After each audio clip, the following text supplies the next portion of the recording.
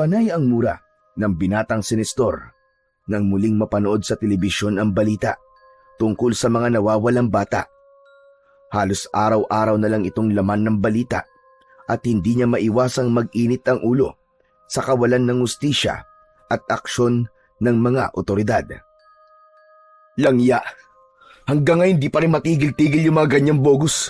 Wala pa rin mahuli-huli. Ayon sa ulat, nadiskubre ng mga otoridad ang isang abandonadong bodega sa kalapit na bayan kung saan natagpuan ang mga bakas ng dugo at ilang damit ng mga bata. Pinaghihinalaan na isang sindikato ang nasa likod ng mga pagkawala ng mga bata. Mga tao na halang ang mga bituka na kayang mangidnap ng bata para ibenta ang mga lamang loob sa black market. Mabigat ang loob ni Nestor habang pinapanood ang panibagong detalye ng krimen. May ilang nakaligtas na bata ang nagsabing dinala sila sa isang tagong lugar bago pa man sila itakas palabas ng bansa. Pero ang mas nagpainit ng ulo niya ay nang maalala ang narinig niya mula sa mga kapitbahay niya na may isang balita na di lang sindikato ang may gawa. Mga nilalang daw na mas nakakatakot ang sangkot dito. Balitang-balita sa kanila na mga aswang ang nandudukot ng mga bata at ginagawang alay o kaya naman ay hapunan. Isa pang nakakabahala para sa mga tao ay nang hindi na lang mga bata ang nawawala, kundi maging mga matatanda. Mas lalong tumindi ang emosyon ng binata habang dalang-dala siya sa pinapanood. Bigla siyang nakarinig ng malakas na sigaw mula sa labas. Sa gulat niya, halos malaglag siya sa kinauupuan. Nestor! Nestor, nandiyan ka ba? Napailing na lang siya at mabilis na tumayo upang tignan kung sino ang maingay sa labas. Pagbukas niya ng pinto, ay tumambad sa kanya ang kapitbahay at kababata niyang si Marites. Naiirita siyang napabuntong hininga. Ano na naman ba yun, Marites? Napahawak pa sa dibdib ang dalaga at hingal na hingal. Halatang may bitbit na naman itong ibabalitang importante. Ngunit sa dami ng beses na nagpakalat ito ng kung ano-anong kwento sa barangay, hindi maiwasan ni Nestor na pagdudahan kung seryoso ba ang sinasabi nito o isa na namang walang basihang chismis. Naku, Nestor! Narinig mo na ba yung balita? Doon sa kabilang bayan, may natagpuan doon na bodega kung saan kinakatay yung mga bata na nawawala. Ay nako, pinangunahan mo na naman ang balita. Pambihira ka talaga, oo. Hindi naman direktang sinabi na doon nga kinakatay ang mga bata. Ang sabi, may mga natagpuan lang daw na dugo. Ikaw talaga, oh. Bagay na bagay sa iyong pangalan mo eh. Literal kang chismosa eh. Aray ko naman, grabe ka naman sa akin. Ay, teka lang. Bakit alam mo? Natural, may TV kami. Kakapanood ko nga lang eh. Nako, huwag ka masyadong umaasa sa bali-balita na yan. Mas maniwala ka sa kwento ng mga tao dito sa atin.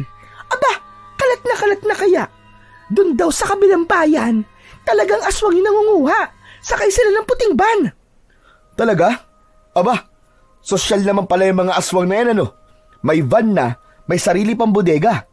Ayos din. Yan ka na naman eh. Namimiloso po ka na naman eh.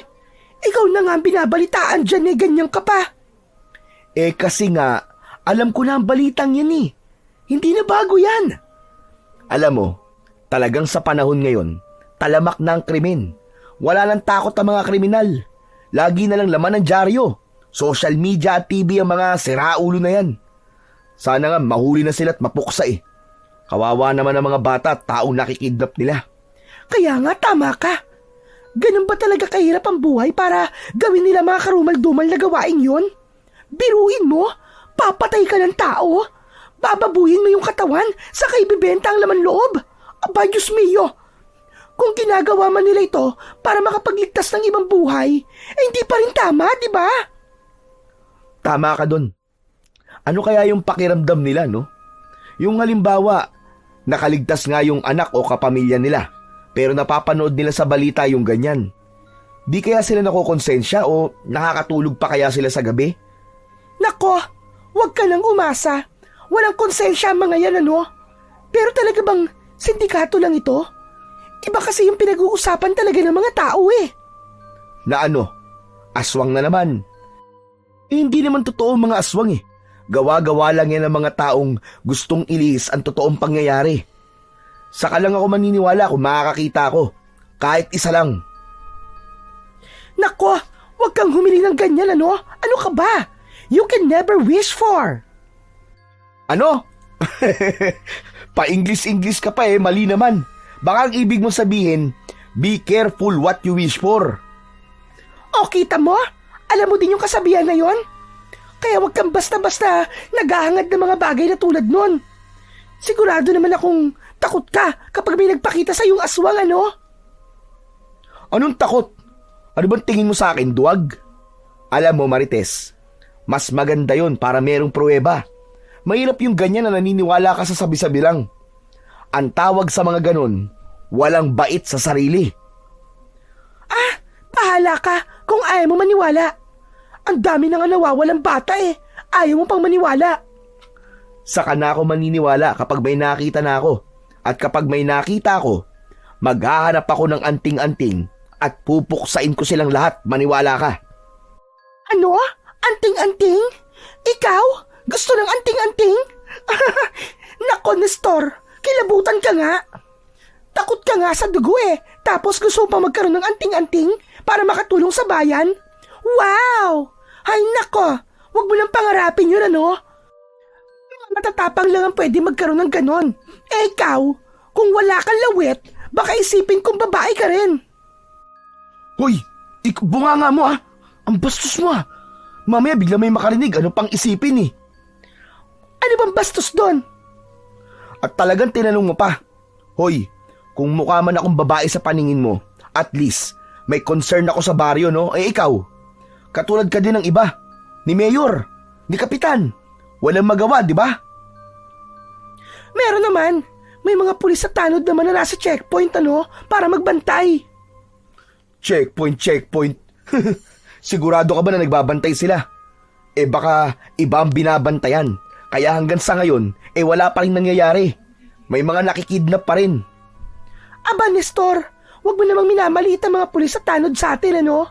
Hindi naman sila Diyos para malaman kagad kung sino may masamang balak. Ano pang silbi ng mga checkpoint nila kung hindi rin naman nauhuli yung mga kriminal? Araw-araw may nawawala, tapos ang ending, puro paghuhugas kamay lang. Ginagawa namin ang lahat ng aming makakaya, tapos wala namang nauhuli. Di ba? Nakakatawa na kaya? Alam mo ikaw, Nestor, kung ganyan ka rin lang naman, bakit hindi ikaw gumawa ng aksyon? Kung gusto mong baguhin ang sistema, mag-volunteer ka kaya sa mga nagbabantay sa gabi. Yun na nga ang sinasabi ko eh. Pero Day, hindi ako bayani. Wala akong kapangyarihan, uy. Pero alam mo, Marites, kung pagkakalooban lang talaga ako ng kahit na isang anting-anting, ako na mismo ang uhuli sa mga sindikato na yan o mga aswang na sinasabi nyo. Eh di hilingin mo, malay mo bukas makalawa, may biglang kakatok dito sa pinto mo. Tapos, bibigyan ka ng anting-anting. Abay, solve na ang krimen. O diba, para ka na si Darna. Umuwi ka na nga. Wala kang kwentang kausap. Grabe ka naman makapagpalayas. Hay, pikon ka na yan. Alam mo naman pala eh. Sige na, umuwi ka na. O siya, uuwi na ako. Ay, teka lang. Kaya pala ako nagpunta dito para tanungin sa'yo kung meron ng pasok. Ilang araw na tayong di sinisipot ng advisor natin ah. Ano na kayang nangyari sa kanya? Ang lungkot pag walang pasok eh. Walang baon tapos di ko pa nakikita yung mga crush ko. Ikaw talaga di na kita maintindihan. Chismosa ka na, malandi ka pa. Hoy, grabe ka ha. Ang sabihin mo nagsiselos ka lang. Akala mo ba? Di ko alam na secret admirer kita. Pero sorry ka, hindi kita bet. Kilabutan ka nga sa mga sinasabi mo. Di tayo talo, no? Di rin kita bet. Kung gusto mong pumasok, di pumasok ka. Kaya nga tayo tinambakan ng maraming module, di ba? Kasi nga delikado. Sa bagay. Teka, may natapos ka na ba? Pakopya naman. Anong pakopya? Sa galing mong magmarites na yan, Di ka pa nakakasagot ng module? Ano kasi? Di ako nakapag-load ng wifi, kaya wala akong pang-research. Sige na pakopyahin mo na ako. Sagot ko na merienda mo mamaya. Anong merienda? Baseball tsaka kikiam, dun sa may food court dun sa plaza. May nagtitinda sa plaza? Ano ka ba? Natural. May mga nagtitinda na kasi malapit na ang fiesta. Di ka ba nakakagala doon? Hindi Dito lang kasi ako sa bahay. Busy ako mag-ML. Kaya naman pala O ano? Peram na kasi nung natapos mo. Mamaya gagala tayo. Parang ang dami mong pera. Huwag ka ba ingay? Marami akong nakupit kay mama kanina Ayoko nga. Pambihira. Galing pala sa nakawang ipanlilibre mo sa akin. Mamaya, sumakit pansyang ko yan Biro lang yon, ano ka ba? Nagtinda ako kanina ng kakanin, kaya may pera ako. Iniwan saglit ni Nestor ang kanyang kaibigan at nagmamadaling pumasok sa bahay upang kunin ang mga natapos na niyang module. Matapos ang ilang sandali, bumalik siya kay Marites at iniabot ang mga papel. O hayan na mga kailangan mo. Pero wag mong kokopyahin lahat Baka mamaya pati pangalan ko kopyahin mo. Mahahalata tayo ni ma'am. Wala po. Anong tingin mo sa akin, syunga-syunga? Sipag-sipagan mo din kasi ang pag-aaral. Hindi ako palagi nandito para sa'yo. Ay, ang sweet naman talaga ng best friend ko. O siya, alis na ako Salamat. Salamat? Anong salamat? May bayad yan, uy. Mamayang hapon Huwag mong kalimutan yung merienda ko. Oo na, gala tayo mamaya. Bye! Umalis na ang dalaga. Napapailing na lang na tinanaw siya ni Nestor. Nang tuluyan na itong mawala sa kanyang paningin, bumalik siya sa loob ng bahay at ipinagpatuloy ang kanyang panonood. Si Nestor at Marites ay matagal nang magkaibigan. Sila ay magkababata mula pa noong maliliit pa sila. Palagi silang magkasama at naglalaro. Pareho silang makulit at masiyahin. Punong-puno ng enerhiya, kaya hindi katakataka na magkasundo silang dalawa. Saan man naroon si Marites, naroon din si Nestor. Magkaklase na rin sila mula pa nung elementarya hanggang sa high school. Samantala si Nestor, nang magdalaga na ang kaibigan, ay nagkaroon ng lihim na pagtingin sa kanyang kababata. Itinago niya ito sa loob ng maraming taon dahil sa takot na baka layuan siya ng babae at masira ang kanilang pagkakaibigan. Walang kaide-ideya ang dalaga na ang binibiro nitong may crush sa kanya ay may matagal nang nararamdaman para sa kanya. Mabilis na lumipas ang oras. Nang tignan ni Nestor ang kanyang relo, napakunot ang kanyang noo. 5:00 na, pero hindi pa rin bumabalik ang babae. Sabi ko na nga mangi-Indian pa yata ang babaeng yun Pambihira naman Talagang hindi mapagkakatiwalaan Gutom na ako. Habang hinihintay niya ang dalaga, naisipan niya munang magsaing. Wala pa din kasi ang kanyang ina. Hindi pa ito dumarating galing sa trabaho. Nang mainin na ang kanin at wala pa rin ang kaibigan, naisipan niyang marahil ay di na sila tuloy. Pero maya-maya, bago niya isara ang pinto at mga bintana sa bahay nila, ay nakita niyang humahangos si Marites. Sandali lang. Nakakapagod tumakbo. Hingal na hingal ka. Sino ba kasi may sabi na tumakbo ka? Itsura mo, tignan mo nga. Mukha kang pinagsamantala ng 10 demonyo. Hoy! Don't say bad words Masama yan. Saan ka ba galing? Kanina pa ako antay ng antay dito Gabi na. Saan ka lang darating? Gabi naman to.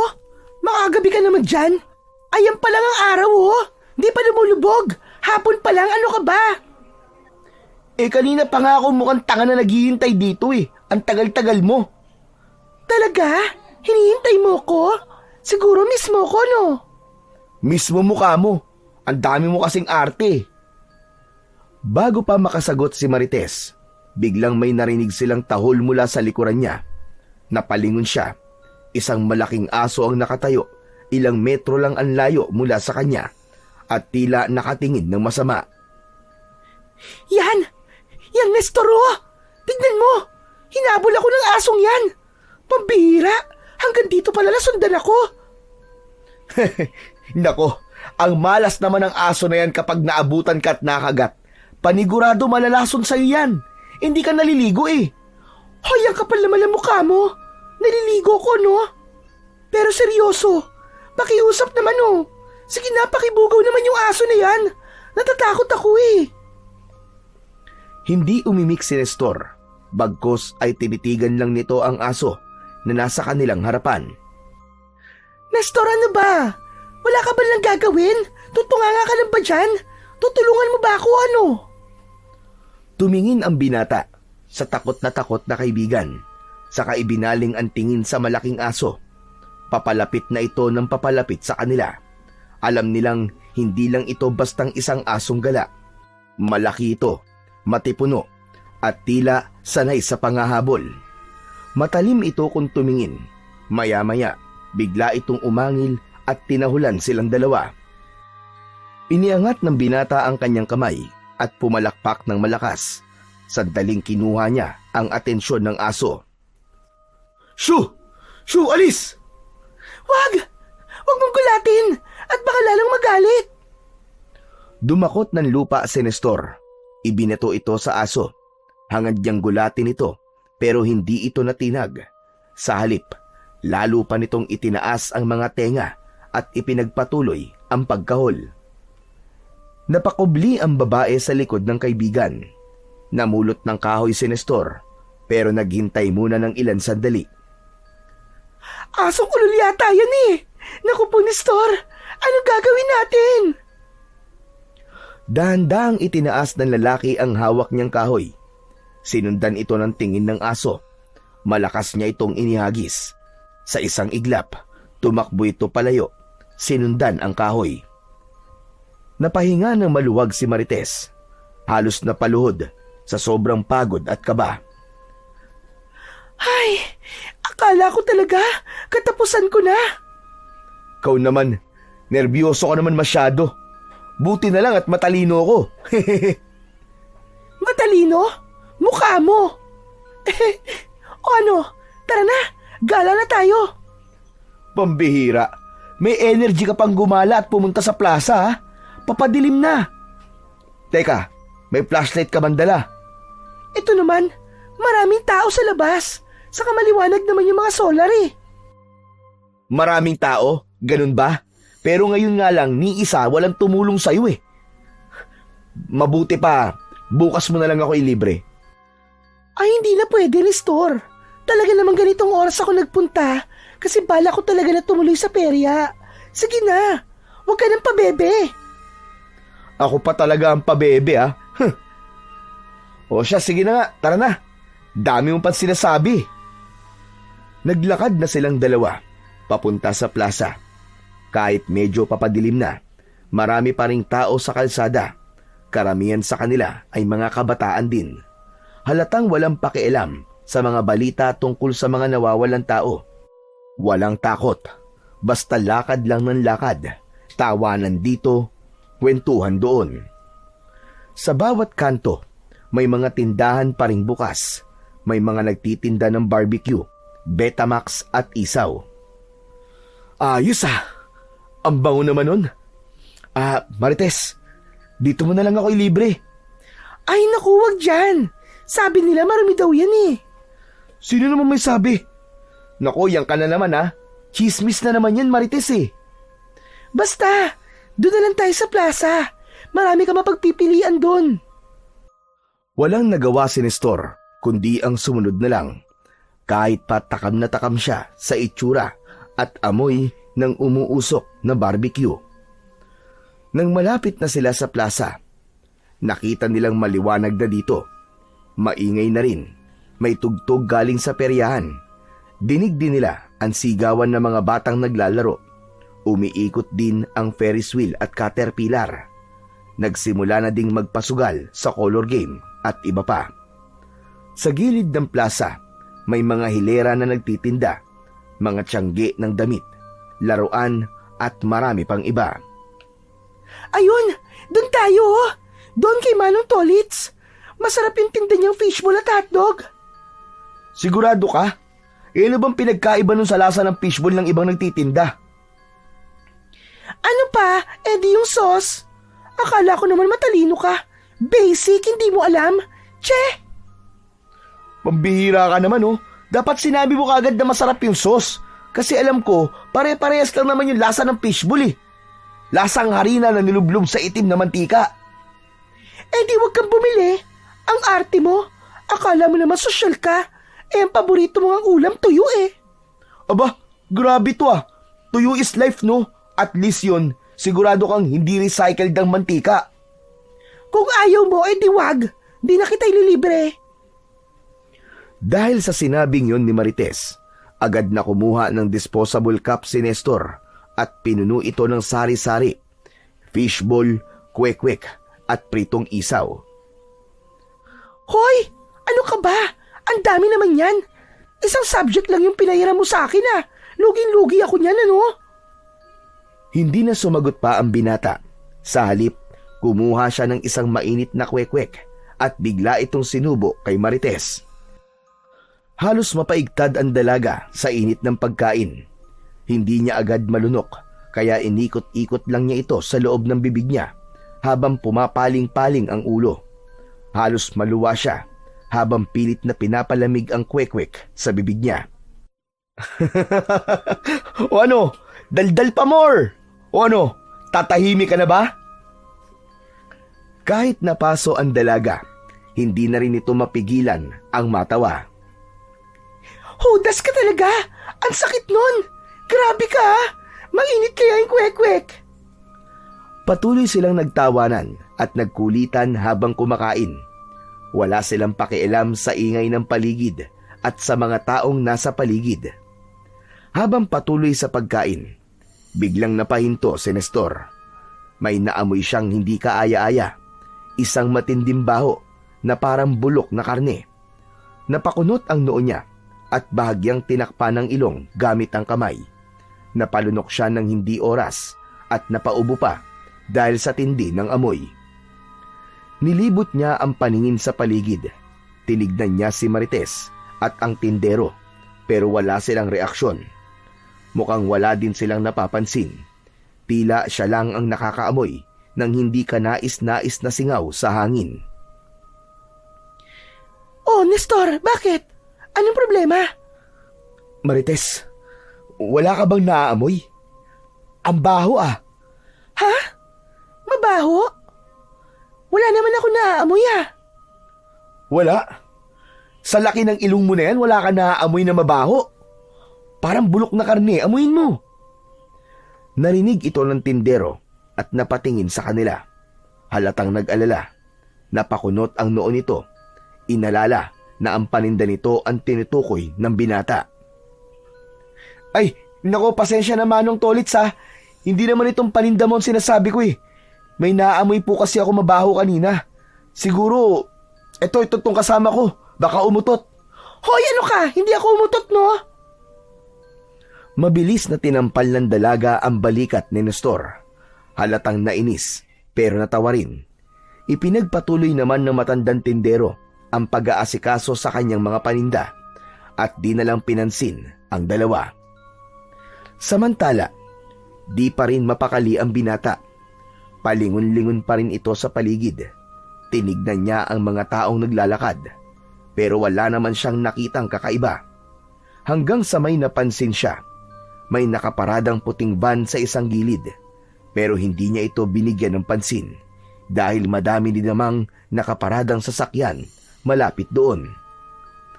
Muli niyang sininghot ang hangin. Wala na yung mabahong naaamoy niya. Tara na! Magperya tayo sandali! Ha?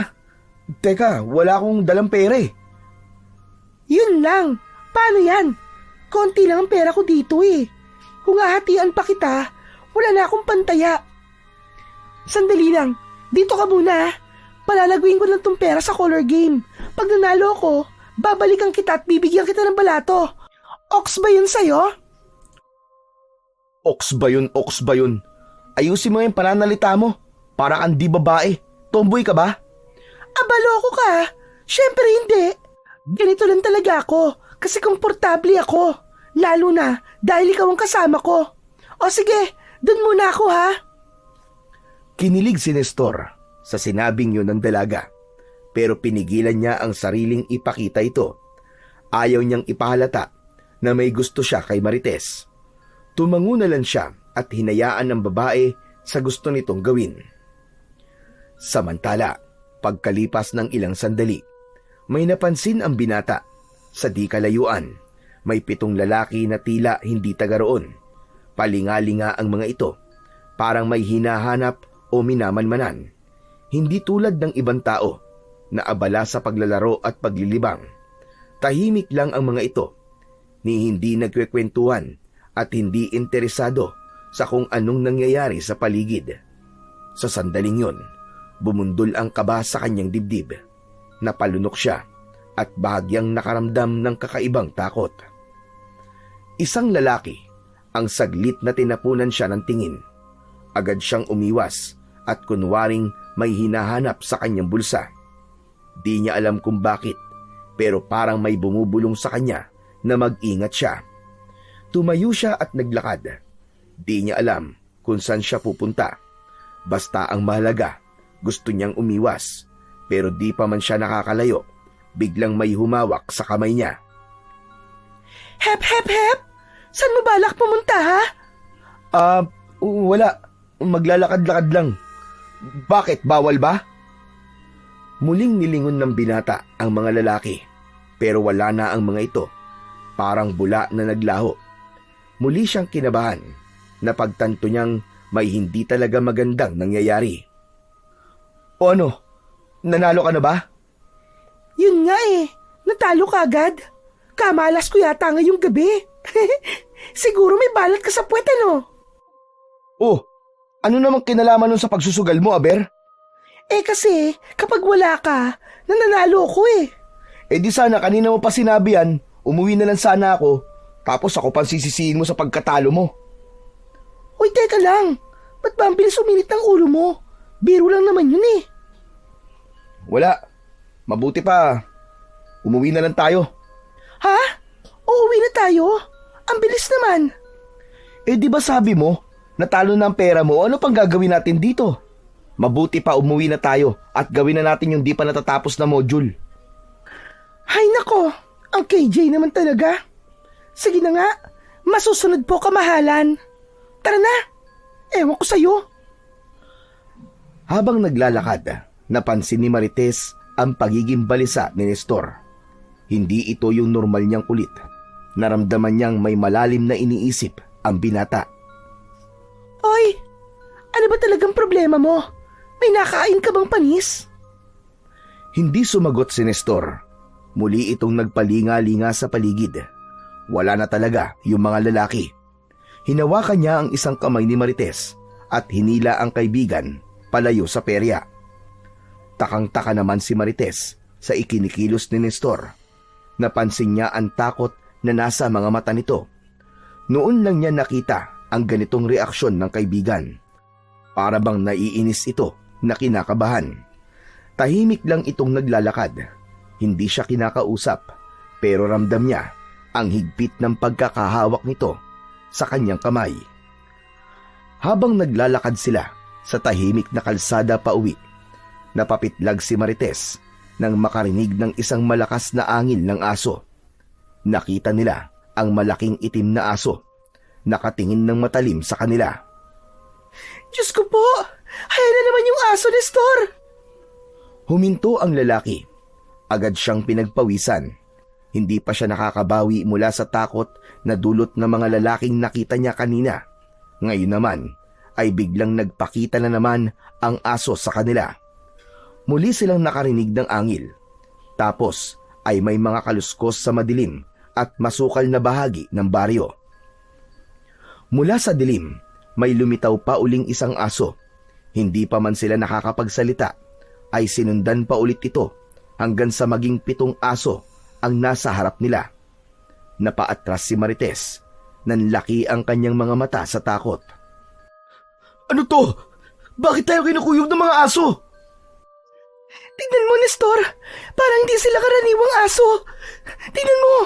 Bakit parang napakabangis ng itsura nila? Tapos nanlilisik pa ang mga mata nila. Huwag ka matakot. Pero, takbo, Marites! Nagulantang ang dalaga nang marinig ang malakas na sigaw ng kaibigan. Wala na siyang nagawa kundi ang tumakbo din. Halos di siya makahinga sa bilis ng kanilang pagtakbo. Sa kanilang likuran, naririnig nila ang mabibigat at mabibilis ding pagtakbo ng mga asong humahabol sa kanila. Diyos ko! Diyos ko! Nagtatatakbo sila, pero laking pagtataka naman ni Nestor na tila maski isang tao ay wala silang makita sa kalsada o sa mga kabahayan. Dahil sa takot at pagkalito, kung saan-saan na sila sumusuot. Hanggang sa natauhan si Nestor, hindi niya nakilala ang daang tinatahak nila. Sandali! Sandali lang, Marites! Wala na sila! Ano? Aba, oo nga no. Wala na yung mga aso na humahabol sa atin. Naligaw ba natin sila? Hindi. Mukhang tayo ang naligaw, Marites. Ano? Paano nangyari yun? Tignan mo ang paligid. Nasa paanan na tayo ng bundok. Gubat na yan sa tabi ng kalsada. Hala, bakit nandito tayo? Alam mo bang kwento sa akin ng lola ko na may mga engkanto dito? Pambihira naman to, oh. Huwag kang manakot. Iwan kita dito eh. Patuloy silang naglakad, pabalik sana sa baryo. Pero bigla silang parang nabulag ng isang nakakasilaw na liwanag ang sumambulat sa harapan nila. Pagkatapos, naramdaman ng dalawa ang biglang pag-ikot ng paligid. Nakasubsob pa ang dalaga sa lupa. Nang humupa ang liwanag, napansin nila na nasa loob na sila ng gubat. Ano to? Ito na nga ba at sinasabi ko eh. Mukhang pinaglalaruan na tayo ng mga engkanto. Ano bang engkantong pinagsasabi mo? Sinabi ng manahimik ka na muna dyan eh. Nag-iisip ako. Halika na nga. Mabuti pa maglakad-lakad na lang tayo at lumabas ng gubat na to. Baka mamaya, bumalik pa yung mga aso at lapain tayo eh. Nestor, natatakot na talaga ako. Patuloy silang sumuot sa mga makikitid na daan sa pagitan ng mga puno at matataas na damo. Ngunit ilang sandali ang nakalipas, napahinto si Nestor. Napansin niyang pabalik-balik lang sila sa parehong lugar. Nagkatinginan ang dalawa. Kapwa hindi alam kung ano ang gagawin. Nanginginig na si Marites sa takot at pagod. Sa malayo, may naririnig silang mga kaluskos, pero alam nilang hindi yun aso.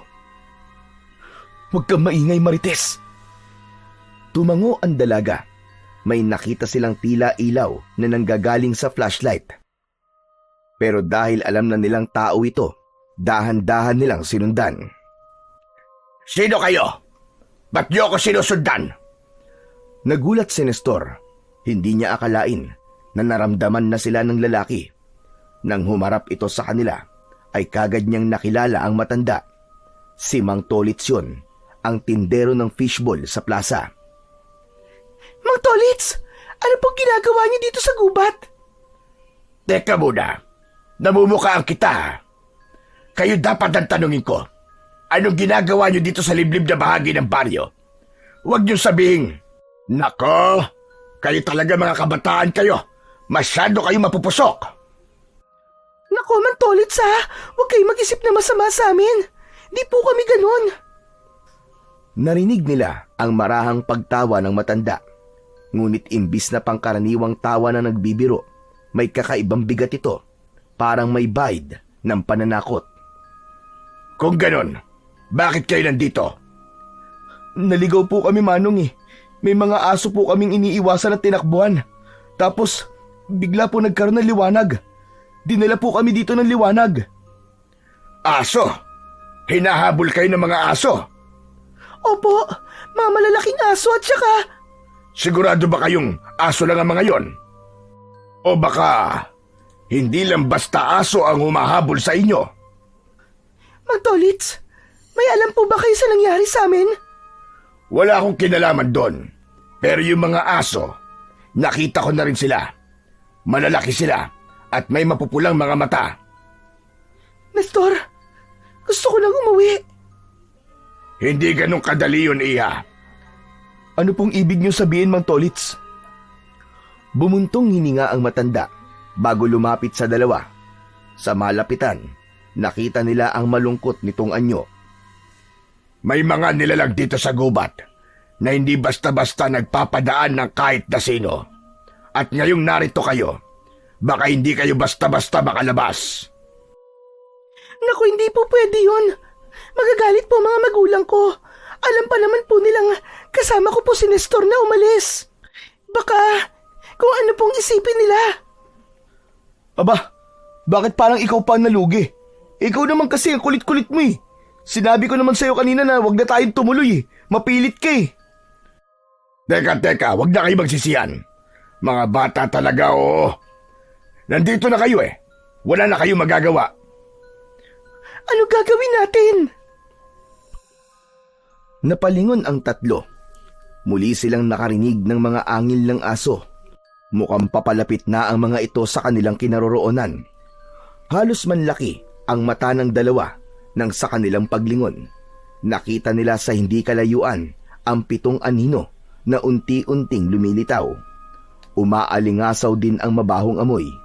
Napakunot ang noo ng binata dahil pamilyar sa kanya ang amoy na yon.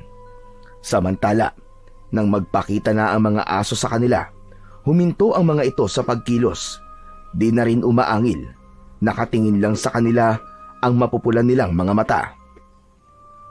Ayun na naman sila, Nestor! Huwag kayong gagalaw mga bata. Huwag kayong tatakbo. Ha?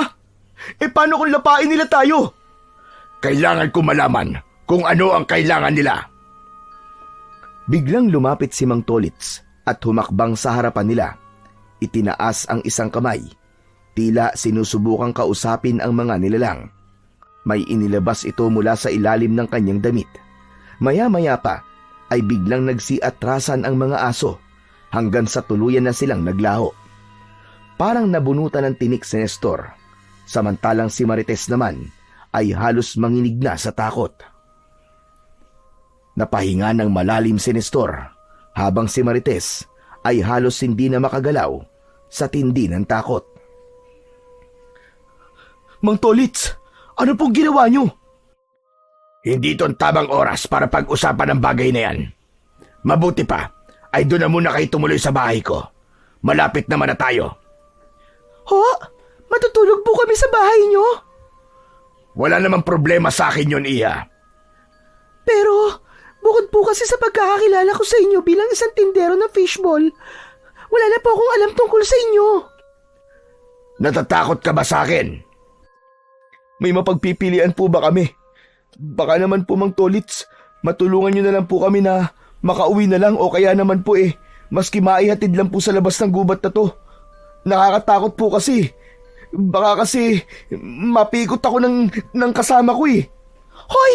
Ang kapal na mukha mo ha! Kung gusto niyo talagang hindi na makauwi at mapabilang sa mga taong nawawala, pwede ko kayong ilabas sa gubat. Pero hahayaan ko na kayo doon kung sakali mang salakayin kayo ulit ng mga aswang. Aswang? Ibig sabihin, aswang po ba yung mga aso na yun? Imposible. Nakita niyo naman ang itsura nila, hindi ba? Mga dayo sila dito sa baryo. Mukhang may plano ditong mambiktima.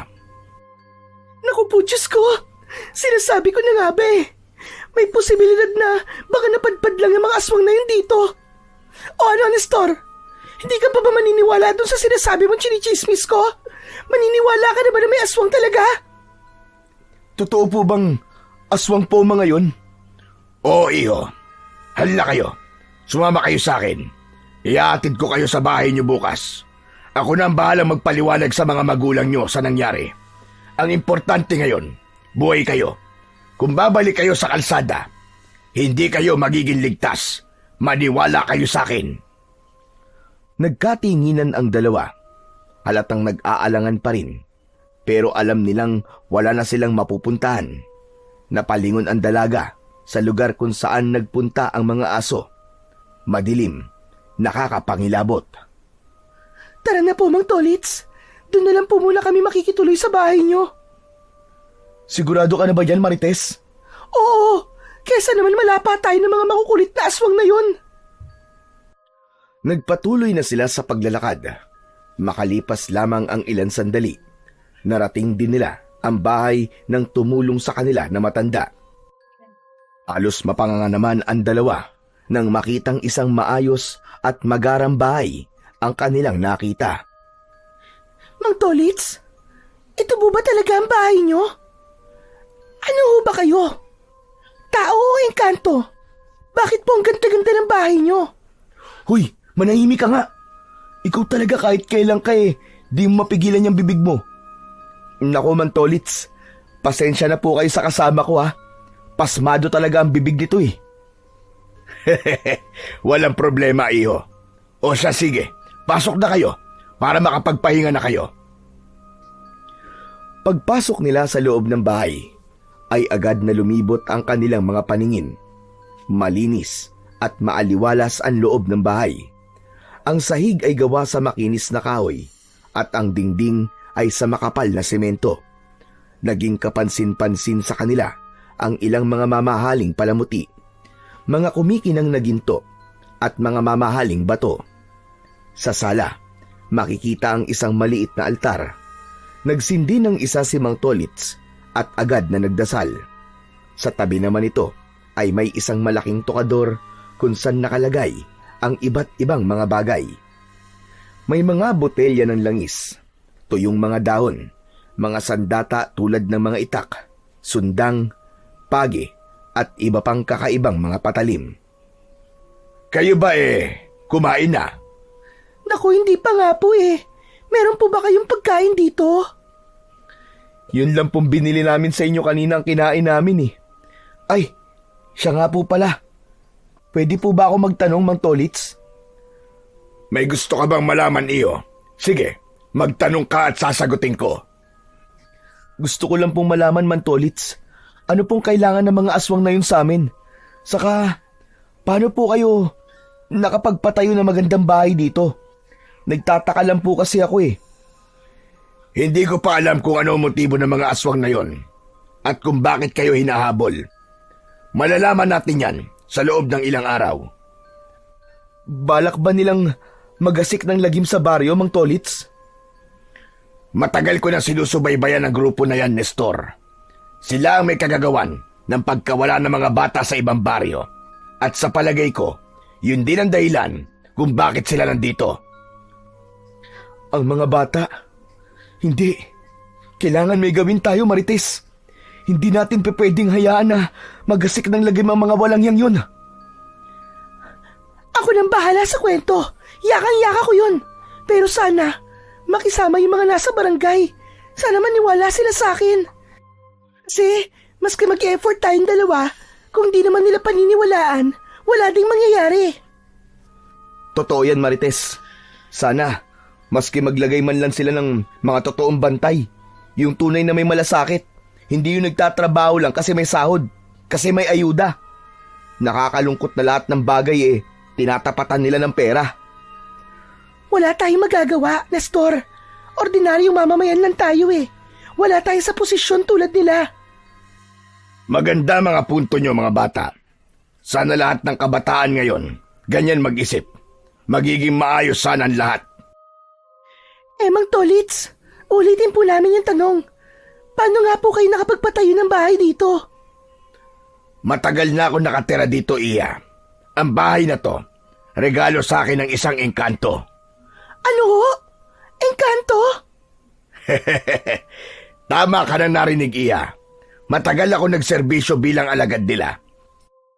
Tagapagpalaganap ng balanse sa pagitan ng mundo ng tao at mundo ng mga hindi natin nakikita.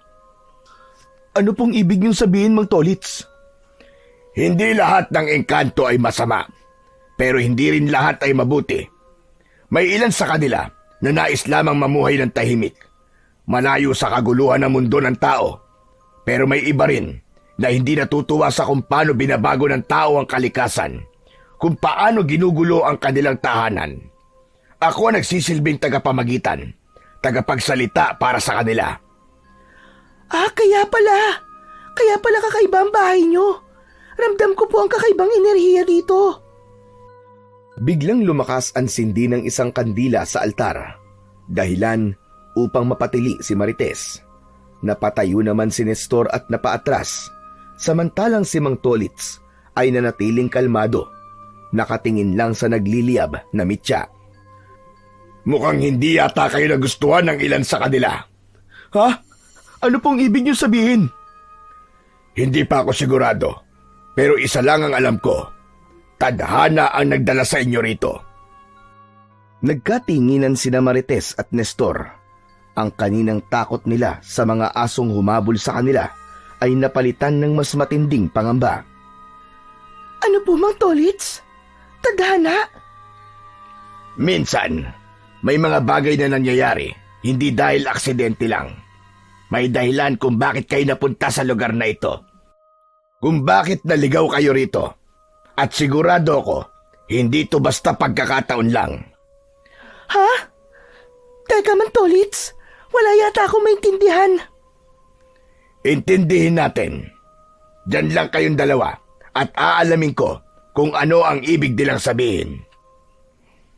Sa labas ng bahay, umihip ang malakas na hangin. Kasabay nito, may narinig silang malakas na alulong. Tumayo si Mang Tolits at lumapit sa altar. Maya-maya, nagsasalita na ito at parang may kausap na hindi nila nakikita. Nestor, sabihin mo nga, ligtas ba talaga tayo dito? Shh! Yung bunganga mo, baka mamaya marinig ka niya. Huwag ka na nga munang magpaka-judgmental. Matuto ka rin magtiwala, maski paminsan-minsan lang. Pambihira tong babaeng to. Ang weird kasi. Tignan mo siya, oh. Nagsasalita mag-isa.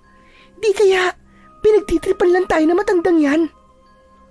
Akala ko ba ikaw ang naniniwala sa mga ganitong kababalaghan, ha? Bakit ngayong nakikita mo na ayaw mo pang paniwalaan? Ewan ko. Basta ang weird. Tignan mo. Ang dami niyang ginto at mga bato.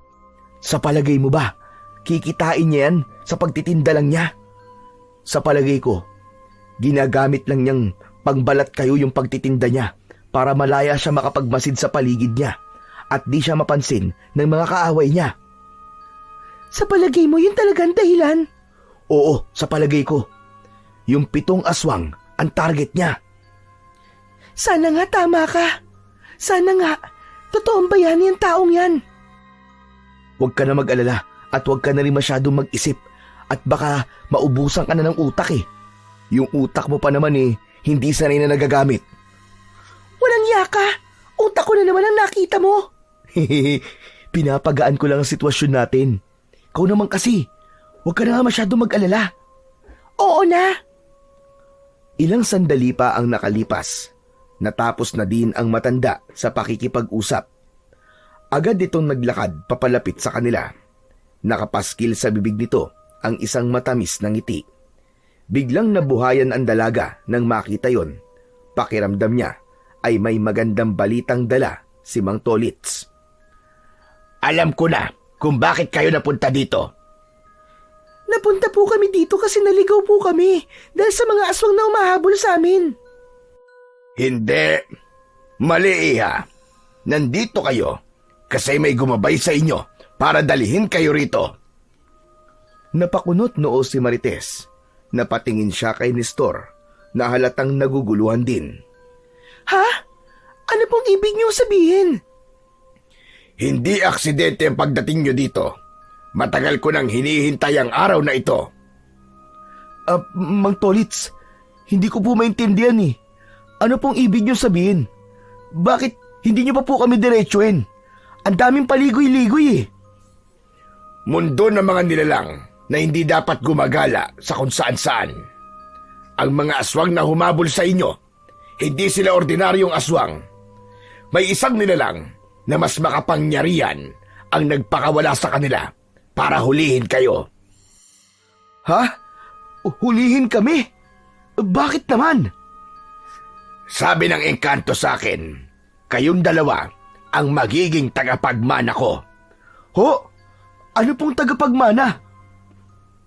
Kayo na ang papalit sa trabaho ko. Magre-retiro na ako, mga bata. Ang sabi ng gabay, kayo ang nakatadhana bilang maging tagapamagitan at lalaban sa kampo ng kasamaan. Kayo ang magliligtas sa inyong baryo. Alam mo, mukhang tama nga si Marites. Mukhang pinagtitripan niyo ho kami. Hindi. Ang totoo niyan, matanda na ako. Di na ako kasing galing ng dati. Marami nang nagbago. Kaya nga hanggang sa pagmamasid na lang ako. Sinusukat ko ang kakayahan ng mga aswang na yon at ng leader nila. Kung kaya ko, magagawa ko ang tungkulin ko. Pero masyado silang malakas. Hindi ko sila kaya. Kung totoo man po yung sinasabi niyo, sa tingin niyo naman po kaya namin ni Marites. Nagpapatawa po ba kayo? Aba, mga estudyante lang po kami, mga bata lang kami. Ano naman po ang kaya namin gawin? Nakakatakot po mga aswang na yun. Imposibleng matalo namin sila. Imposibleng maging bayani kami ng baryo. Kaya nyo. Gagabayan kayo, mga anak. Dahan-dahang hinubad ng matanda ang suot niyang kwintas. Nakapalamuti rito ang isang piraso pero maliit na ulo ng bawang. Heto, kunin mo ito, Nestor. Po, iaanin ko naman po itong bawang. Marami po kami sa bahay nito eh. Basta, kunin mo ito at ingatan mo. Hindi ito basta bawang lang, iyo. Mutya ito ng bawang. Ho? Mutya ng bawang? Anak nang, paano naman po naging mutya yan? Ang dami-dami sa nagtitinda ng mani niyan eh. Nung binata pa ako, sa bawang umiikot ang buhay ko. Pagsasaka ang trabaho ko. Araw-araw ako nasa bukid. Isang araw, habang naghuhukay ako, may nakuha akong kakaiba. Isang maliit na ulo ng bawang na matigas. Parang bato. Pero ang pinaka nakakagulat, kumikislap ito pag natatamaan ng sikat ng araw. Talaga po? Wala akong alam noon, kaya inuwi ko na lang. Pero isang gabi, may nagpakita sa akin. Isang engkanto. Takot na takot ako noon. Akala ko ay katapusan ko na. Pero kinausap niya ako. Ipinaliwanag niya kung ano ang nahukay ko. Tapos po, Mang Tolits? Yun na nga, sinabi niya sa akin na isang mutya ang nakuha ko. Isang biyaya mula sa kalikasan. Hindi raw basta-basta nakikita yon, kundi ng taong nakatadhana lang na magmay-ari nito. Binasbasan daw nila ito ng kapangyarihan at ako ang napili nila para mag-ingat nito. Os, engkanto na naman. Bakit, Marites? Hindi ka ba naniniwala? Gusto mo ba siyang makita ngayon? Hala, hindi po Mang Tolits, no? Kayo naman, ang seryoso niyo naman po masyado. Yan, ang daldal mo kasi. Mang Tolits, ano naman pong kapangyarihan yan? Depende sa may hawak. Ang mutyang ito, hindi lang basta panangga sa kasamaan. Nagbibigay rin ito ng lakas at tapang sa tamang taong may-ari nito. Nako, mukhang mahihirapan po magtatago niyan ha. Ayoko po ng responsibilidad, Mang Tolits. Pasensya na po, pero hindi ko po matatanggap ang mutya na yan. Tama, hindi naman po kasi kami mandirigma eh. Nakakatakot yung mga aswang na yun. Hindi po yung kayang labanan ni Nestor. Duwag to eh. Hoy, anong duwag ang sinasabi mo? Teka lang, pakinggan niyo muna ako. Sige, kung hindi kayo mapipilit, pero tandaan nyo, hindi lang kayo basta naligaw dito.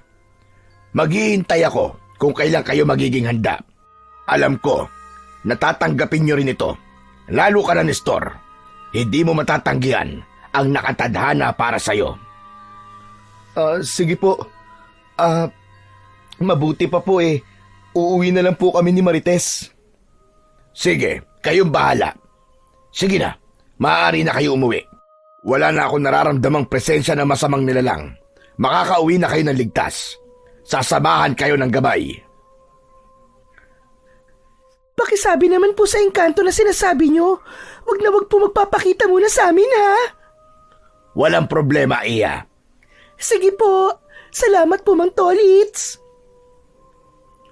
Lumabas silang dalawa ng bahay, ngunit pagkalabas nila, kapwa sila napatigil. Nanlaki ang kanilang mga mata sa kanilang nakita. Aba teka, umaga na? Ha? Paano nangyari yun? Sandali lang tayo sa loob, di ba? Pero biglang umaga na. Napalunok si Nestor. Napatingin ulit sila sa bahay ni Mang Tolits, ngunit parang iba na ang itsura nito. Agad niyang kinalabit si Marites at sabay silang napalingon. Nanlaki ang mga mata nila nang makita ang nasa harapan nila. Hindi na yon ang malaki at magarang bahay na pinasukan nila kanina. Sa halip, isang maliit na kubo na sira-sira na. Halos giba na ang bubong at butas-butas na ang dingding. Ang kabuuan ng bahay ay mukhang matagal nang napabayaan. Nagkatinginan sila ni Marites. Parehong hindi alam kung anong ibig sabihin ng mga nangyari. Sa pagdating nila Nestor at Marites sa bahay ng binata, agad silang sinalubong ni Aling Bet. Umiiyak ito at agad na niyakap ang kanyang anak. Pambihira ka! Ano ka ba naman, Nestor? Saan ba kayo galing? 3 araw kayong nawala. Ano nangyari sa inyo? Napatingin si Nestor kay Marites. Parehas na hindi sila makapaniwala sa kanilang narinig mula kay Nanay Bet. Mas lalo silang nalito at di naunawaan kung ano ang totoong nangyayari. Pambihira kayo! Akala namin ay kabilang na kayo sa mga kabataan na nawawala. Mabuti naman at nakauwi kayo ng ligtas. Diyos ko, salamat! Nay, paano po nangyari yun? Isang gabi lang po kami nawala.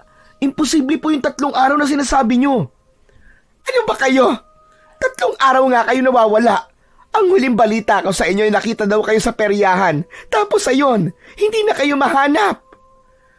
Ano po yung sinasabi nyong nawawalang mga kabataan? Ibig nyo sabihin, may mga nawawala na rin pong bata dito? Hay nako, mabuti pa doon na muna tayo sa loob ng bahay mag-usap. Nako, ikaw naman Marites, umuwi ka na sa inyo at sigurado nag-aalala na din ang nanay mo sa'yo. Ilang araw na yung pabalik-balik dito at umiiyak. Ay sige po, Nanay Bet, uuwi na po ako.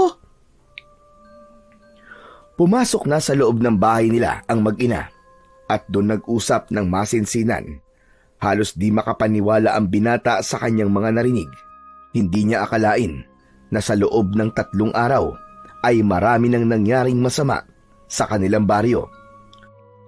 Naputol ang pag-uusap nilang dalawa nang biglang may kumatok sa kanila at ibinabalitang may natagpuan na namang bangkay ng bata sa may ilog. Wakwak ang tiyan at walang lamang loob. Napasinghap si Aling Bet. Nay, tignan natin! Wag na anak, mabuti pa wag ka na munang lumabas ng bahay. Delikado na talaga sa labas. Wala lang tao mapagkakatiwalaan dito. Ano naman pong ginagawang aksyon ng baryo tungkol po sa problemang tunay? Rumuronda naman sila iho, kaso nalulusutan pa rin sila. Patuloy pa rin ang pagkidnap. Ang sabi-sabi, may gumagalang puting van kapag gabi. Pero hindi Sa 3 araw na yon, halos hindi ako makatulog. Wala naman ako narinig na ugong ng sasakyan. Iba ang naririnig ko kapag malalim na ang gabi. Ano pong naririnig nyo, Nay? Nakakarinig ako ng malalaking yabag, iho. Tapos, mga malalakas na kahol at alulong ng mga aso. Tapos minsan, nung umulan ng malakas, kinabukasan may mga nakita akong bakas ng malalaking paa na parang sa aso. Ano po? Aso? Tama ka, anak. Marami nagsasabi na bakas daw yun ng mga aswang. Aswang? Oo, anak. Pakiramdam ko hindi lang isa. Parang madami sila. Hindi ko lang magawang sumilip kasi natatakot ako Pero sa loob ng 3 araw, may pakiramdam ako na nagbabantay sila dito sa bahay. Hindi ko lang alam kung bakit. Hindi. Kung ganun, ay totoo nga ang sinasabi ni Mang Tolits sa amin. Ano ka mo? Tolits? At sino naman ang tinutukoy mo?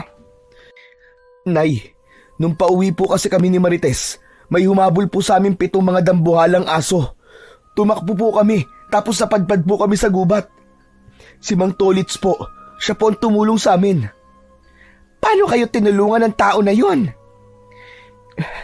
Hindi ko na po alam kung totoong tao yun o engkanto eh. Anong ibig mo sabihin, anak? Basta Nay, ang dami po nangyari. Nalilito po ako eh. Hindi ko po maintindihan. Ay nako, mukhang pagod ka na. Ang mabuti pa ay magpahinga ka na muna. Sigurado ako madami kayong pinagdaanan ni Marites. Lalabas na muna ako ha. Makikibalita lamang ako sa labas. Sige po, Nay. Pagkalabas ni Aling Bet, tumayo si Nestor at dahan-dahang sinundan ang kanyang ina. Nagkakagulo ang mga tao sa may ilog. Ang ilan ay nag-iiyakan. May ilan na nakatakip ang bibig. Sa gitna nila, nakahandusay ang isang bata. Wala na ang kalahating katawan mula sa bewang. Para bang tinanggal ito ng marahas. Maputla na ang kanyang balat at ang kanyang mga mata ay nananatiling nakadilat. Tila puno ng takot hanggang sa huling hininga. Di naman mapigilan ng binata ang sarili niya. Halos masuka siya sa kanyang nakita. Nakita siya ng kanyang nanay na si Aling Bet. Pampihira kang bata ka, anong ginagawa mo rito? Di ba't ang sinabi ko sa iyo manatili ka na lang muna sa bahay. Ayoko makita mo ito. Sige na, umuwi ka na. Ngunit hindi kumibo ang binata. Nanlaki bigla ang kanyang mga mata nang makilala ang patay. Kapatid ito ng kaklase nila ni Marites. Hindi siya makapaniwala na isa na itong malamig na bangkay at namatay sa karumal-dumal na paraan. Nestor, ang kulit mo. Sinabi nang umuwi ka na eh. Huwag na matigas ang ulo. Nay, ganito na po ba kalala ang nangyayari dito sa baryo? Ganon na nga, iho. Ganito na talaga kalala. Kaya nga matindi ang pag-aalala ko nang mawala ka ng halos 3 araw. Natakot ako na baka makita rin kita sa ganitong kalagayan. Ilang kabataan na anak. Bata, babae, lalaki. Wala silang pinipili. Napakasama nila. Wala silang mga konsensya. Napalingon siya sa paligid. Sa gitna naman nagkakagulong tao. Nakita niya si Marites. Nakatayo ito sa hindi kalayuan. Namumutla at hindi rin makapaniwala sa kanyang mga nakita. Nanginginig ang mga kamay nito at takot na takot ang kanyang mga mata. Dahan-dahang lumapit si Nestor sa dalaga. Pareho silang hindi makahanap ng salita sa bangungot na nasa harapan nila. Samantala, patuloy naman ang ingay ng mga tao. Narinig nilang parehas na sigurado na raw ang mga ito na aswang nga ang may kagagawan ng pamamaslang. Nang may masmasan si Marites, nagsalita na ito. Nanginginig din ang kanyang boses. Nestor, si Tutoy, hindi ako makapaniwala. Bakit siya? Bakit nangyayari to sa baryo? Hindi ko rin alam. Mukhang totoo yung sinabi ni Mang Tolits. Totoo nga talagang aswang yung mga aso. At sa palagay ko, sila may kagagawa nito. Sa palagay ko rin, Marites. Paano kung di niya tayo niligtas ng gabing yun? Posibleng ganito din ang sinapit ko. Ano ka ba? Huwag mong isipin yan. Ligtas ka. Nakauwi tayo ng buo. Pero paano kung balikan tayo ng mga aswang? Di ba ang sabi ng matanda, gusto nila tayong kunin kasi alam na nilang tayo ang nakatadhanang magmana ng mutya. Lalo na ikaw. Di ka nila titigilan. Hindi natin alam kung kailan sila ulit magpapakita, Nestor. Baka tama ang matanda. Baka tamang dapat kinuha na lang natin ang mutya. Hindi natin alam kung totoo yun, Marites. Hindi tayo basta pwedeng maniwala sa kung sino-sino lang. Paano kung hindi rin naman epektibo yung mutya na yun? Saka paano kung may kapalit na sumpa yun? Nakita mo ba siya?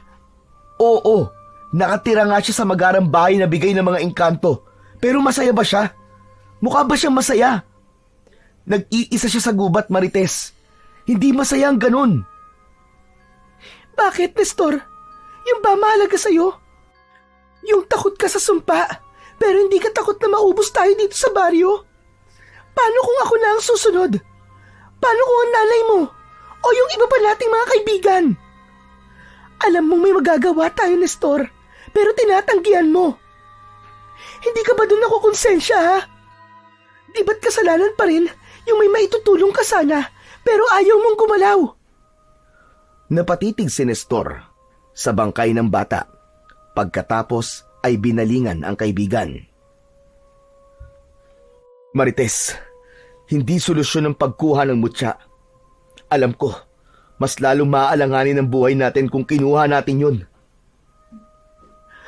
Ano na ngayon? Nakapagdesisyon ka na bang ganito na lang tayo? Hindi sumagot ang binata. Hindi na rin sila umimik pa. Lalo at narinig na nila ang malakas na iyak ng ina ng bata. Galit na galit ang mga tao at may nagmumungkahi na hanapin ang mga aswang at papanagutin sa mga gulong ginagawa nila. Ilang sandali pa ay hinila na siya ni Aling Bet at umuwi na sila sa kanilang bahay. Kinagabihan, nakahiga sa kama ang binata. Nakatulala ito sa kisame. Paulit-ulit na bumabalik sa isip niya ang imahe ng bangkay ng bata. Ilang beses niyang ipinikit ang kanyang mga mata at inaalis sa kanyang isip ang kanyang nakita. Ngunit sa tuwing ipipikit niya ang mga ito, mas lalo lang na bumabalik. Mula sa kabilang silid, narinig niya ang mahinang pag-ubo ng kanyang ina. Alam niyang gising pa rin ito. Napabalikwas siya ng bangon nang mapansin na parang may mga naglalakad sa labas ng kanilang bahay. Tumayo siya at bumaba ng kanyang kama. Dahan-dahan siyang sumilip sa bintana. Habang nakasilip si Nestor sa bintana, nakita niyang dahan-dahang lumalapit ang dambuhalang aso. Ang laway nito ay tumutulo mula sa malalaking pangil at ang pulang-pulang mga mata nito ay nanlilisik na nakatitig sa kanilang bahay. Biglang tumigil ito sa gitna ng bakuran. Umangat ang ilong nito at tila inaamoy ang buong paligid. Isang nakakakilabot na alulong ang biglang pumunit sa katahimikan ng gabi. Napaatras si Nestor mula sa bintana. Huminga ng malalim at pilit pinakalma ang kanyang sarili. Pero hindi pa doon natapos ang panggagambala ng aswang. Maya-maya pa, nagsimula itong umikot sa bahay nila. Mabibigat ang mga padyak nito. Tapos ay bigla na lang may kumakalmot sa kanilang dingding. Parang sinusubukang wasakin ang dingding. Kasabay nito ay ang nakakatakot na ungol. Anak, huwag kang maingay. Nandiyan na naman sila. Huwag kang lalabas ng bahay, ha? Hindi na sumagot pa ang binata. Napatigil siya nang marinig ang tunog ng kaluskos sa kanilang bubong. Mabilis niyang sinilip muli ang mga ito sa bintana. Isang pares ng nagliliwanag na mata ang agad na bumungad sa kanya. Nakatayo ito sa harap ng bintana. Agad siyang napasigaw ng malakas. Nay! Nay, may aswang! May aswang! Pumasok si Aling Bet sa kwarto ng anak. May hawak itong itak sa kanyang kamay. Huwag kang matakot, Nestor. Aalis din ang mga yan mamaya. Basta tuwag ka lang masyadong maingay. Anong gagawin natin? Basta huminahon ka lang. Akong bahala sa iyo, anak. Kung nandito lang sana ang tatay mo. Sana hindi natin nararanasan ang ganito. Ang tatay? Bakit ano po ba ang tatay? Ang tatay mo ay isang antingero nung araw. Kaso bigla na lang siyang nawala. Hindi ko na makita. Hindi ko na alam kung ano nangyari sa kanya. Isa pong antingero ang tatay? Tama ka, anak. Pumapatay siya ng mga aswang noon. Siya yung tipo ng tao na hindi natatakot kahit nasa panganib. Katulad ni Mang Tolits. Nay, kinakatakutan din siya ng mga aswang nakita ko. Nang lapitan siya ng mga aswang, tumakbo mga yon. Baka matulungan niya tayo. Sige, iho. Subukan mong lumapit sa kanya at tumingi ng tulong. Kasi mukhang hindi talaga titigil ang mga aswang na ito. Ilang gabi na akong puyat. Pang-apat na gabi na ngayon. At hindi ko alam kung may plano pa ba silang tumigil. Hayaan niyo po. Susubukan ko po siyang hanapin bukas. Ikaw ang bahala, anak. Basta't mag-iingat ka lamang. Muli nilang narinig ang sunod-sunod na alulong ng mga aso. Maya-maya pa ay may nakita siyang parang malakas na ilaw sa labas ng kanilang bahay. Sisilipin niya sana yon, pero pinipigilan siya ng kanyang nanay. Siya man ay nag-aalangan din dahil baka naroon pa rin sa labas ng bintana ang aswang at nag-aabang. Tumahimik silang parehas, pero kasunod nun ay natigilan si Nestor nang makarinig ng isang pamilyar na tinig. Umalingaw-ngaw ang malakas na sigaw ng isang babae. Nay! Si Marites yun! Nanlaki ang mga mata ni Aling Bet nang mapagtanto ang naging reaksyon ng binata. Natakot siya sa gustong gawin ng anak. Wag anak! Nakikiusap ako! Huwag mong gawin kung ano nasa isip mo! Nay! Hindi ko po pwedeng pabayaan si Marites! Kailangan ko siyang tulungan! Hindi mo sila kaya, anak! Baka mapatay ka nila! Ayoko mangyari yon! Nakikiusap ako, anak! Huwag na! Huwag kang lalabas! Hindi, Nay! Paano naman po si Marites? Nay, masasaktan po ako kapag may masamang nangyari sa kaibigan ko! Kasunod ng malakas na sigaw ni Marites, ay narinig nilang may mga sumisigaw na tao at tunog ng nagtatakbuhan. Anak, sigurado kong yung mga tanod na yon, malamang ay sinusundan na nila si Marites. Hayaan mo na lang silang umayos nito, anak. Huwag ikaw. Agad na sumilip sa bintana si Nestor at nakita niya ang ilang kalalakihan na tumatakbo. May mga bitbit ang mga ito na iba't ibang sandata, panlaban sa mga aswang. Maya-maya pa, ang kapaligiran ay biglang tumahimik. Wala na ang mga kaluskos sa kanilang bahay. Wala na din ang mga alulong, ang mga kaskas sa dingding at kalabog sa bubong. Nay, wala na. Wala na sila. Bumalik ka na sa kwarto mo at makikibalita na lang tayo bukas. Sige po. Subalit nang makabalik sa kwarto si Nestor, mas lalo siyang hindi mapakali. Inalipin siya ng kaba at ng pag-aalala para sa kanyang kaibigan. Muling bumalik sa isip niya ang itsura ng bata. Hindi ko pwedeng pabayaan si Marites. Agad siyang nakiramdam sa paligid. Pinapakinggan kung tulog na ang nanay niya o hindi pa. Nang masigurado niyang tahimik na sa kabilang silid, patingkayad siyang naglakad at tinungo ang kusina. Kinuha niya ang itak at dahan-dahang binuksan ang pinto. Iningatan niyang hindi makagawa ng anumang ingay. Nang makalabas na siya, ay agad na sumalubong sa kanya ang madilim na kapaligiran. Ngunit bago pa siya muling umatras, naalala niya ang sinabi nito sa kanya na kung may magagawa, bakit hindi gawin? Bahala na. Ayokong habang buhay akong makukonsensya kung wala akong gagawin. Diyos ko, gabayan niyo po ako. Iligtas niyo rin po ang kaibigan ko. Naglakad siya palayo sa kanilang bahay. Naging mapagmasid siya sa paligid at alerto dahil alam niyang anumang oras, maaari din siyang atakihin ng mga aswang. Palingon-lingon siya at nang masiguradong walang anumang presensya ng aswang sa paligid, ay dumiretso na siya sa paglalakad. Sinundan ang direksyon kung saan niya nakitang patungo ang mga lalaki. Pero maya-maya pa, muntika na siyang mapasigaw nang maramdamang may kamay na humila sa kanya. Muntik niya nang mataga ito. Mabuti na lang at agad itong nagsalita. Sandali lang. Hindi ako kalaban, Nestor. Ay, Mang Tolits, kayo lang pala. Kinabahan ako sa inyo ha. Ano bang ginagawa niyo dito? Kanina pa ako nakasunod sa iyo, iho. Alam ko nangyayari. Alam niyo na po pala nangyayari. Pero bakit hindi niyo man lang po tinulungan ang kaibigan ko? Sinabi ko na sa iyo, may nakita ng bagong tagapagmana ang mutya. At ikaw yon. Alam mo bang dahil doon, ay wala na ang kapangyarihan ng mutya sa akin. Ha? Wala nang kapangyarihan? Meron, pero mahina na ako. Hindi ko nakakayanin, iho. Ikaw ang pinili ng mga engkanto na bagong may-ari nito. Kaya kung gusto mo mailigtas ang kaibigan mo, tanggapin mo na ang mutya. Pero Mang Tolits, bakit ako? Hindi ko naman hinihingi yan eh. Tulad mo, hindi ko rin hiningi ang bagay na ito. Dati hindi ko rin maintindihan at may mga bagay din akong naisasakripisyo dahil sa mutya na ito. Pero kailangan may gawin ka. Buhay mo at buhay ng mga kababaryo natin ang nakasalalay dito.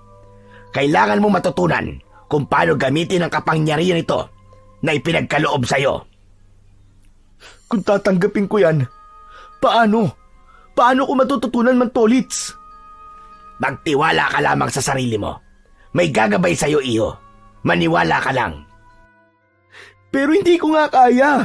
Wala akong lakas para lumaban sa mga aswang. Duwag ako, duwag! Duwag ako, Mantolits! Kung totoong duwag ka, pues, mas kailangan mo itong tanggapin. Nakatuon na mga mata ng aswang sa'yo ngayon. At hindi sila titigil hanggat hindi mo tinatanggap ang mutya. Alam na nila tungkol dito. Alam na nila na ikaw ang tagapagmana. Kaya bago mo pa tanggapin, pipilitin nilang patayin ka at ang mga mahal mo sa buhay. Kaya magdesisyon ka na. Ngayon na, Nestor! Pambihira naman buhay to! Sige po!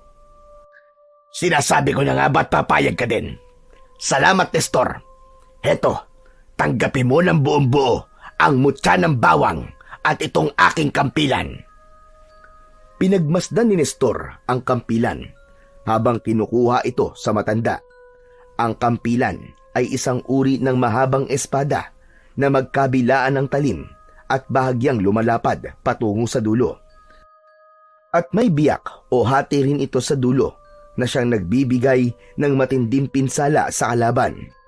Sinabi ng matanda na kilala ang sandata bilang gamit sa pamumugot nung panahon pa ng mga gera. Sa inyo po ito? Makalumang gamit po ito ah. Paano po kayo nagkaroon ng ganito? Mahilig ako mangolekta ng mga ganyan, Nestor. Oo nga pala. Nakita ko po sa tokador nyo. Yan ang ibinigay ko sa'yo kasi yan ang pinaka-espesyal na gamit ko. Baka hindi mo na itatanong. Minana ko pa yan sa mga ninuno ko na nabuhay nung panahon pa ng mga Espanyol. Hindi po ako makapaniwalang hanggang ngayon ay nagagamit pa rin ng ganitong uri ng sandata. Aba, parang sa libro ko lang po nakita yan eh. Ang astig naman po, Mantolits. Mag-iingat ka, iho. Hindi madali ang landas sa tatahakin mo. Pero isa lang ang masasabi ko. Palagi kang makikinig sa sinasabi ng puso mo. Muling narinig ni Nestor ang isang malakas na alulong mula sa malayo. Napatingin siya sa direksyong yon, ngunit nang muli niyang tignan ang matandang kausap, ay wala na ito sa kanyang harap. Naglahong ito na parang bula. Napakamot na lang ng ulo ang binata. Hindi siya makapaniwalang iiwan lang siya bigla ng lalaki. Nang isuot niya ang kwintas na may mutya ng bawang, agad niyang naramdaman ang biglang pagpasok ng isang malakas na enerhiya sa kanyang katawan. Para siyang nakuryente. Bagya siyang nanginig. Napasinghap siya at nang matapos ang ganong pakiramdam, dumaloy sa kanyang balat ang banayad na init sa kanyang dibdib. Nakaramdam siya ng kakaiba. Aba, ayos to ah! Parang lumakas nga ako! Inunat niya ang kanyang mga braso sa ere at ipinilig ang kanyang ulo. Maya-maya, may narinig siyang ingay mula sa mahihinang kaluskos hanggang sa mga huni ng kuliglig. Tumalas ang kanyang pakiramdam, maging ang kanyang pangamoy at paningin. Hindi niya maipaliwanag ang kanyang nararamdaman. May narinig siyang tinig mula sa kung saan. Hinanap niya ito at nakita niyang nakakubli sa likod ng isang puno. Nakatayo lang ito ng tuwid. Nang pagmasdan niyang mabuti, napagtanto niyang hindi ito tao. Napalunok si Nestor.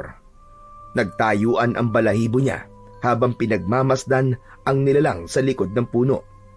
Ito ay matangkad, payat at maitim ang balat. May sinasabi ito sa kanya. Hindi gumagalaw ang bibig nito, ngunit malinaw niyang naririnig ang tinig sa kanyang isipan. Isang malamig at mababang boses na tila dumidiretso sa kanyang utak. Binabati siya ng nilalang na yon at sinasabing siya ang gabay at tutulong sa kanya sa paggamit ng mutya. Doon naisip ni Nestor na marahil ito ang engkanto na sinasabi sa kanya ni Mang Tolits. Nagpatuloy siya sa paglalakad. Sinundan niya ang matapang na amoy na nagmumula sa aswang. Ang matapang na amoy na parang nabubulok na laman. Sa lupa ay nakita niya ang malalaking bakas na naiwan. Mga yapak ng dambuhalang mga aso. Sinundan niya ang mga yon hanggang sa marating niya ang hangganan ng kanilang barangay. Isang madilim at masukal na bahagi na bihirang puntahan ng mga tao. Napaliligiran ito ng mga matataas na damo at matatandang puno. Wala na ring mga bahay sa lugar na yon. Tumigil siya sandali at nakiramdam sa paligid. Mas tumapang ang mabahong amoy at malinaw na rin niyang naririnig ang mga boses. May mga umiiyak at sumisigaw. May mga humihingi rin ng tulong. Ano ba? Bitiwan niyo nga ako! Saan niyo ba ako dadalhin? Nanlaki ang mga mata niya nang marinig ang malakas na boses ni Marites. Ngunit nabahala siya nang marinig ang isang malalakas na tawanan ng mga lalaki. Naglakad pa siya at pumasok sa damuhan. Iningatan niya makagawa ng ingay. Nagtago siya sa likod ng mga damo at pinagmasdan ang lugar. Sa gitna ay walang masyadong puno o mga halaman. Malinis ang espasyo.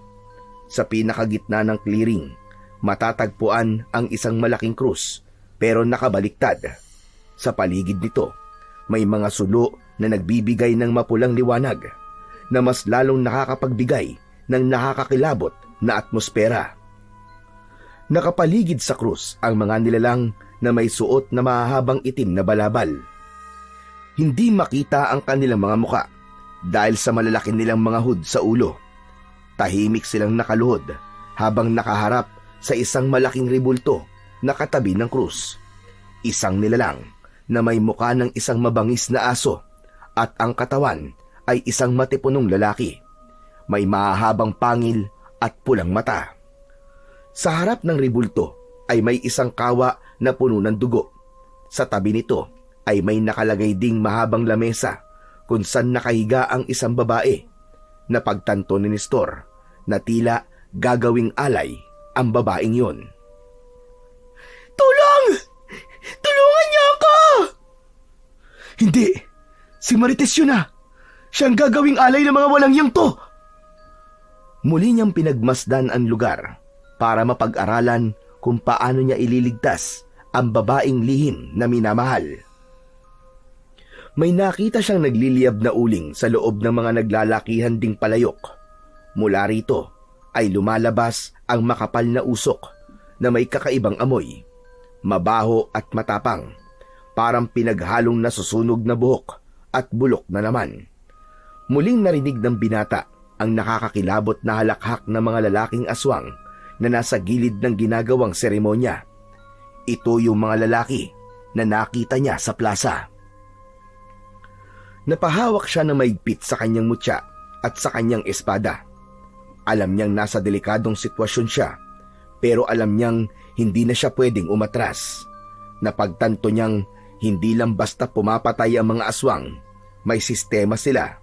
May pinaniniwalaan sila. May mga ritual. Kaya alam niyang hindi titigil ang kasamaan ng mga ito kung walang lalaban. Kailangan kong gawin ito bago pa nila maubos ang lahat ng tao sa baryo.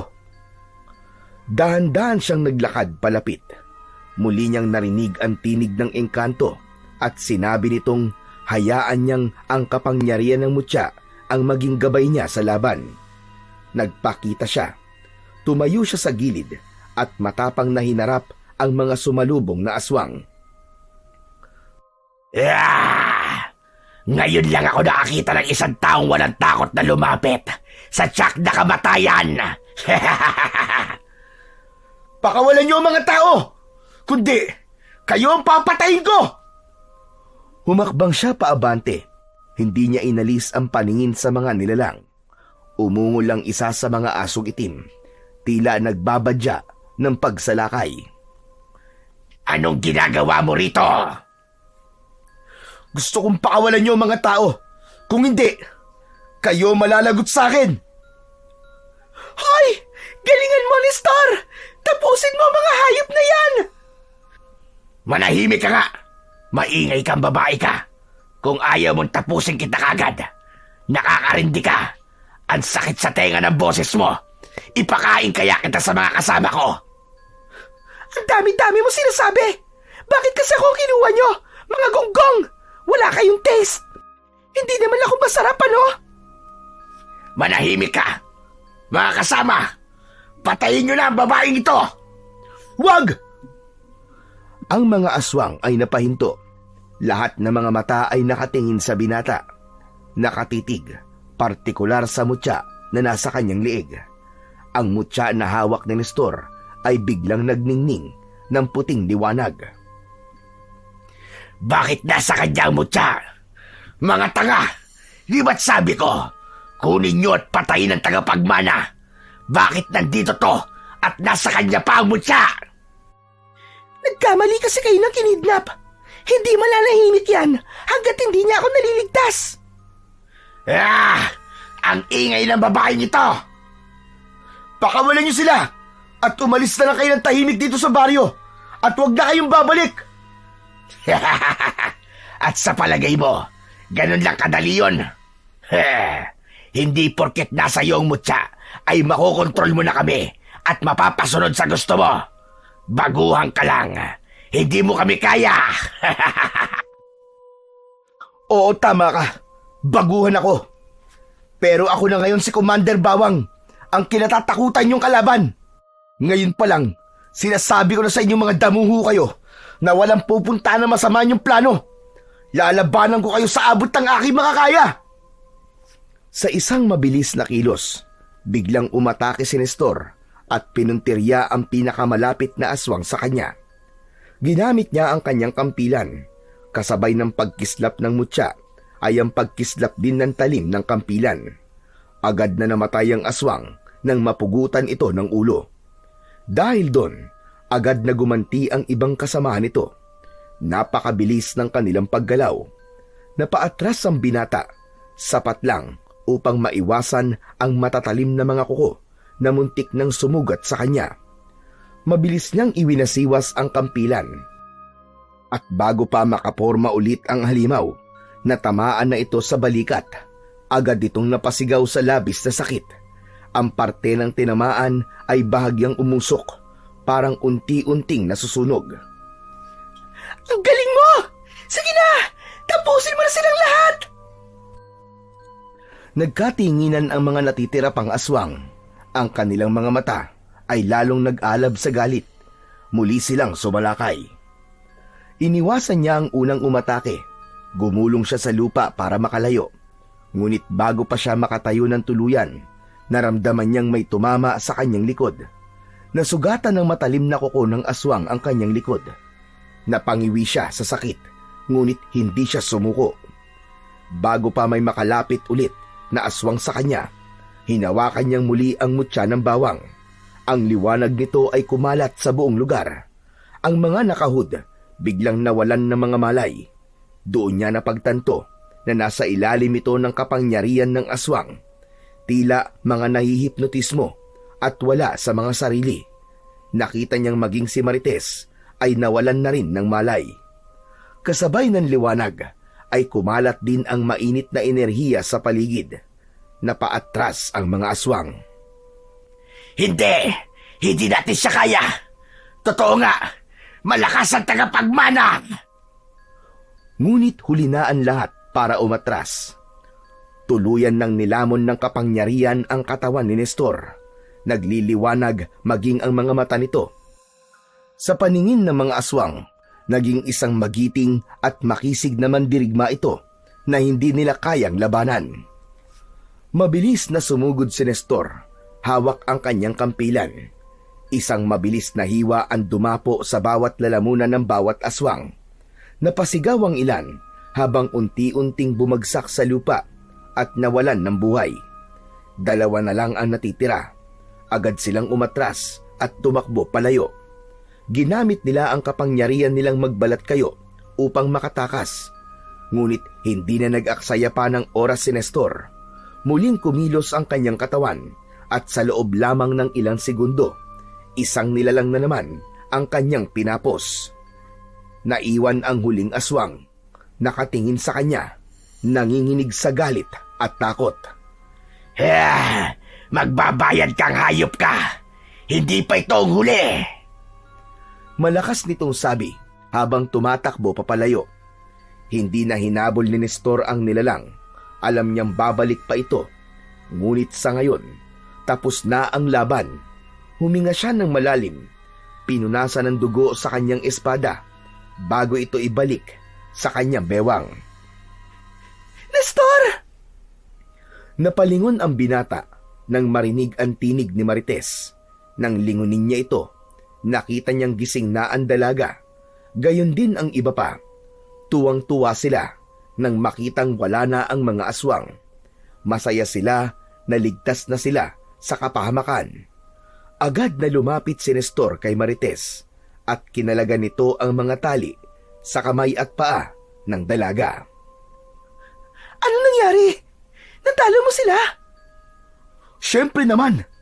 Tapos na, Marites. Wala na sila. Napatay ko yung 6 na aswang. Hala! May isa pang natira! Oo, pero takot lang nun na bumalik. Teka, ayos ka lang ba? Alam mo bang natakot ako ng sobra nung marinig ko ang boses mo na humihingi ng tulong? Napatitig ang dalaga kay Nestor. Hindi na siya nagsalita. Pilit niyang pinipigilan ang namumuong luha sa kanyang mga mata. Nakita niya ang pagod sa binata at matinding pag-aalala. Napadako ang tingin niya sa mga sugat at pasa sa katawan ni Nestor at ang bahid ng dugo sa damit nito. Ba't naman ganyan ka makatingin?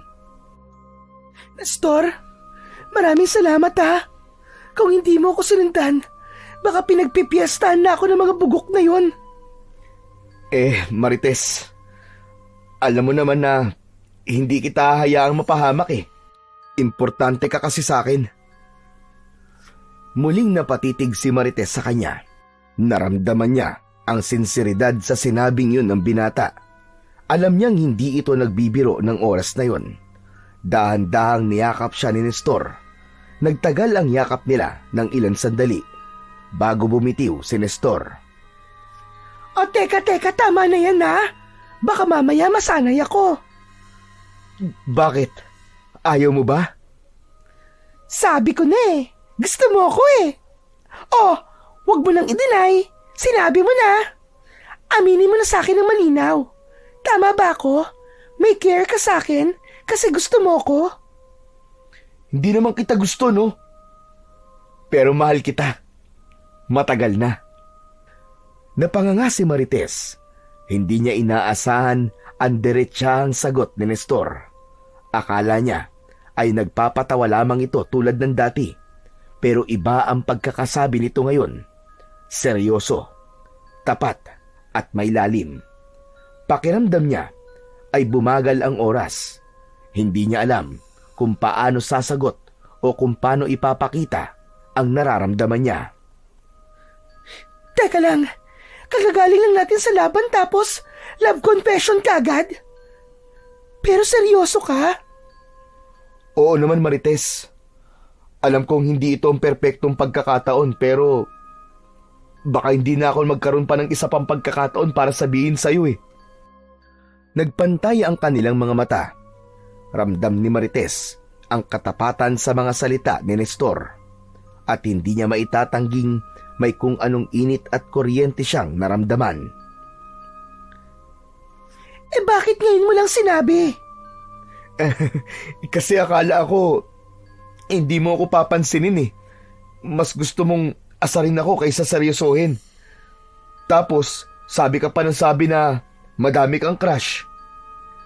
Dahan-dahang lumapit si Marites at hinawakan ang kamay ng binata. Isang makahulugang titig ang namagitan sa kanila. Hindi man nila sabihin ng direkta, pero alam nilang pareho nilang nararamdaman ang isa't isa. Tara na, Nestor. Umuwi na tayo.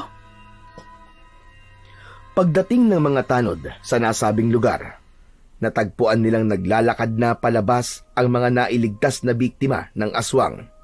Ang ilan sa kanila, pagod na pagod at naguguluhan pa rin. May ilang nagtatanong kung ano ang nangyari, pero wala silang masabi dahil wala silang maalala. Hindi rin nila maikwento kung paano sila nakatakas. Basta nang magising sila, karamihan ay nakahandusay sa lupa.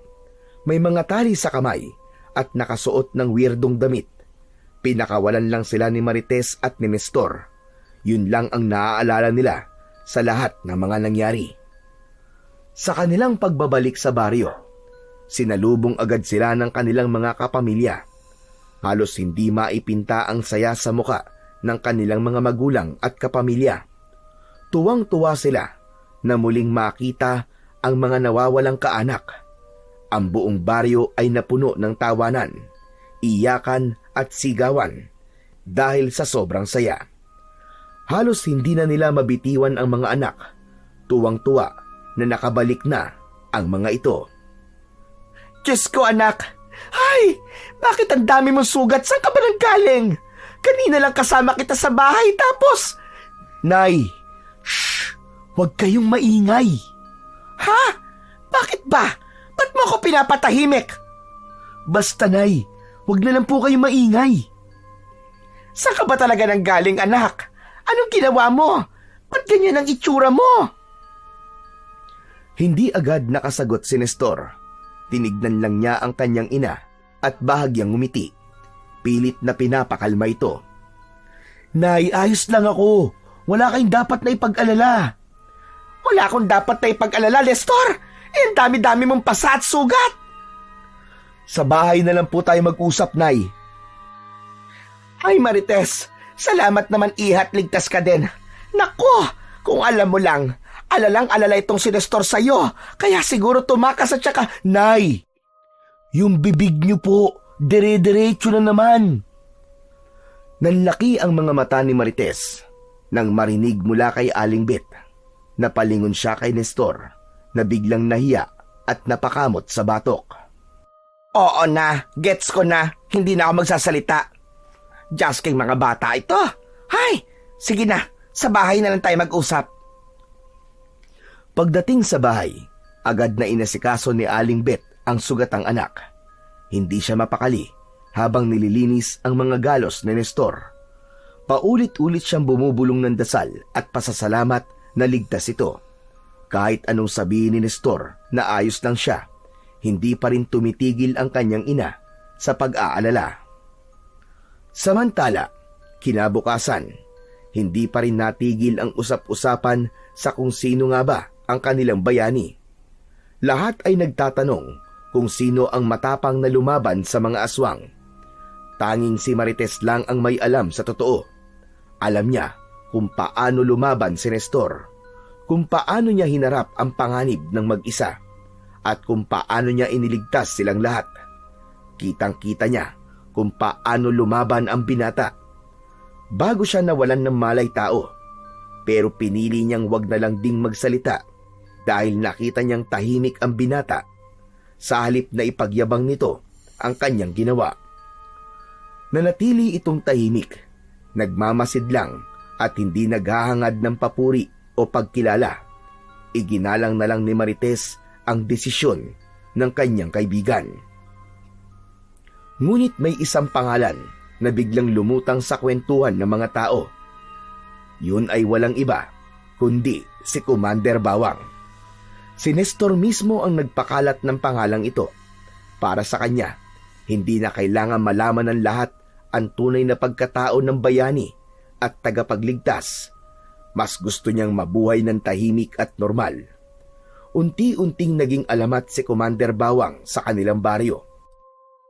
Pinaniniwalaan siyang isang misteryosong antingero na lumalaban sa kasamaan at nagpoprotekta sa mga inosente. Maraming mga matatanda ang nagsimulang magdasal at humingi ng proteksyon sa kanyang pangalan. May mga kwento pa na kapag gabi, isang anino ng mandirigma ang nakikita sa may kakahuyan at laging nagbabantay. Grabe! Iba ka na talaga, Nestor. Sikat na sikat ka na talaga dito sa baryo natin. Huy, hindi ako yun, Marites, no? Nestor, salamat sa lahat ha. Ngumiti si Nestor sa sinabing yon ni Marites. Pagkalipas ng ilang araw, muling nanumbalik ang katahimikan sa baryo. Nagpatuloy sila sa dati nilang buhay. Wala nang nangingidnap, wala nang puting van at mas lalong wala na ang mga aswang. Isang araw, habang abala si Aling Bet sa paghahanda ng almusal, biglang may kumatok sa kanilang pintuan. Nang buksan niya ito, laking gulat niya nang makita si Mang Tolits. Lito? Lito, anong ginagawa mo dito? Mabuti naman at kilala mo pa ako. Gusto ko lang na makita ang anak mo. Ikaw ang nagbigay sa kanya ng mutya ng bawang? Tumango si Mang Tolits. Dali-dali niyang pinapasok ang matandang lalaki at tinawag si Nestor. Napansin ng binata ang kakaibang ningning sa mata ng lalaki. Parang may gusto itong sabihin sa kanya. Nang makaupo na sila, agad na nagsalita si Mang Tolits. Bet, buhay pa ang asawa mo. Nanlaki ang mga mata ni Aling Bet at agad na napaupo. Hindi nakapagsalita. Si Nestor naman ay natigilan. Hindi alam kung ano ang mararamdaman. Ipinaliwanag ni Mang Tolits na hindi kailanman namatay ang asawa ni Aling Bet. Taliwas sa paniniwalaan nilang lahat. Sa katunayan, ito ay may mahalagang misyon na kailangang tapusin. Isang laban na matagal na nitong kinakaharap. Laban sa mga nilalang ng kadiliman. Kaya't napilitan itong lumayo upang hindi madamay ang kanyang pamilya sa gulo. Malapit na matapos ang kanyang misyon at malapit na siyang bumalik sa inyo. Hindi mapigilan ni Aling Bet ang mapaluha sa narinig. Matagal niya ng pangarap na makasamang muli ang kanyang asawa, buhat nang bigla na lamang itong nawala sa kanila. Samantala, si Nestor naman ay tahimik lang. Pilit na iniintindihan lahat ng sinabi ni Mang Tolits. Masayang-masaya ang ama mo, Nestor, dahil nagamit mo na maayos ang ipinamana niyang mutya sa'yo. Ano? Teka, akala ko ba galing sa engkanto ang kapangyarihang yun? Totoo lahat ng mga kwento ko. Ang kaibahan lang, hindi ako ang taong yun, kundi ang tatay mo. Siya ang tunay na may-ari ng mutya. Meron din ako, pero hindi bawang. At higit sa lahat, may gabay din akong engkanto. Kayo talaga, Mang Tolits, oh. Pero Mang Tolits, salamat pa rin po. Dahil naging tulay po kayo ng aking ama sa amin. Walang anuman yon. Siya nga pala, pinapasabi niya na proud daw siya sa'yo.